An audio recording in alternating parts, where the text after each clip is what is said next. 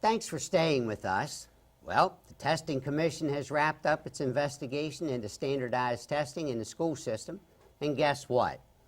It's not comfortable telling districts how much to test. Colin, what the heck? What does this mean for the state's public school system? Well, to me, it sounds like the commission doesn't have the backbone to make a recommendation, ultimately. And, we've talked about this topic on the show before. I think that there is an argument to be made for some sort of standardized testing, right? So as an educational department, whether it's on the state level or the federal level, has to be able to assess across the board where various districts are. What we have ended up with, however, is a system that is overly burdensome, and you end up with schools.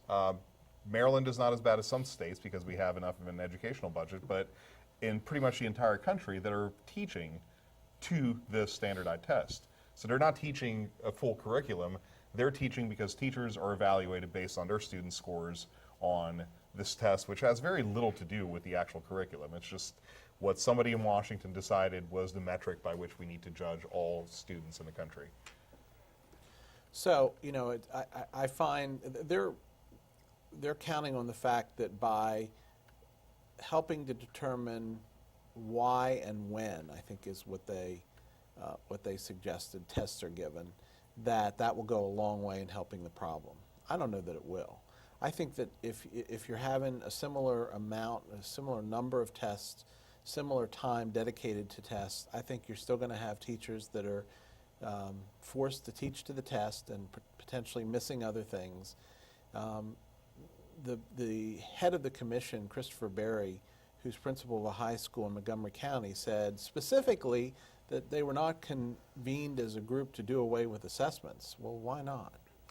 Well, because ultimately that decision comes from the Department of Education. So states have only so much leverage when it comes to these standardized tests. I understand that, but there are some things they have leverage. There are some of the standardized tests they have leverage with, and why can't we impact? How many different standardized tests do we need to have? Well, we certainly have too many now. So I think there's a rational argument to be had as to what we winnowed that down to. But I think pretty much everybody agrees, except for this commission, which probably didn't agree on a whole lot of anything. We all agree that there are too many of them, and they're administered in a way that is very intrusive and disturbs the educational cycle. Well, I mean, again, if you look at duplication of effort among these tests, I suspect there's a fair amount of that, and that would be the thing that I would look at first of all, is where do these tests duplicate each other, and can we get rid of the duplicates in any way? Well, I'm a retired realtor, and the classes and things that we had to take was all across the state of Maryland, had a Maryland test you had to take. West Virginia had their test, Pennsylvania had their test. And there was no problem of keeping the realtors in line to learn what you had, because it's a significant amount to learn to become a realtor. Right. And the standardized testing was uniform. We keep playing with it, and we keep debating it. Well, and what happens? And I think to take what you're saying and to take what Jim's saying, we need to come across, if we're going to do this on a national level, we need to determine what the standard that we are testing for is in the first place, and then come up with as streamlined of a way of assessing that on whatever period we decide. Is it every 2 years, every 4 years, whatever period of time that still allows, if you have school districts that are failing horribly and are not meeting curriculum, to correct and allow those students to then be able to move forward. But we can't do it every day. And I think the other big problem that we have is teacher assessments should not be directly related to standardized test scores. Because just because a particular teacher happens to have good scores doesn't mean that they're a great teacher. Conversely, if they have poor scores, there are many other factors that are involved. I think it's a shortcut for administrators to not actually look at teacher performance, at their ability to interface with not the easy students but the difficult ones, and their ability to achieve successful outcomes in those challenges or in those situations. Well, it depends on students you have. Depends on how much parental help students have. It depends on so many things with students. Of course, and that should weigh into it as well, because having, let's say, a teacher in Montgomery County, in Bethesda or in Chevy Chase, versus a teacher someplace in Southern Maryland or in Western Maryland, even in Garrett County. They may be dealing with completely different student populations in terms of their resources at home, in terms of anything else that they're dealing with outside of the school environment, family issues, poverty, everything else. And all those factors play into a student's experience. It goes, you have Southern Maryland, you have the Eastern Shore, you have Central Maryland, you have Western Maryland, and we're all different. You can't expect the same test to cover everybody. Right.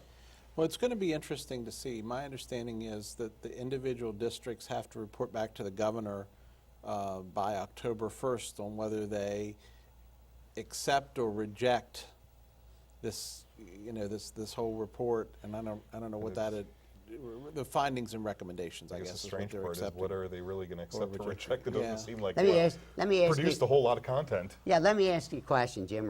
Did you live here when the school board was appointed before it was elected?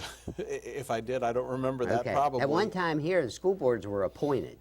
You didn't run, you didn't get the politics, which that's really gotten in the last couple of 10 years. But before, the governor, on recommendations locally, appointed the school board.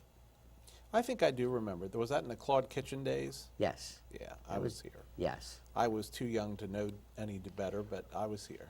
But you had people that I think had a different point of view. How many school teachers on a board of education is enough? And I think, Well, and that is a very good point, and we need to cover that as part of the election cycle update one time, because I have definite opinions. I think you need a mix, personally. Well, I think Ron's bringing up a very good point, which is on a larger scale, what government functions should be elected and what should be appointed? Because you can't elect everybody in government. You're going to end up with a complete disaster. And you miss having the professional people who actually have some sort of background that can do things efficiently. It's going to get interesting, but I think the debate has to start. Is the elected school board the best way to go, as compared to what the appointed school board was, where the governor can select? I don't mind the governor selecting a school board person. You say we elect a school board person. How do you define your qualifications to be a school board member? I was a teacher. I was an administrator. I'm backed by the retired administrators.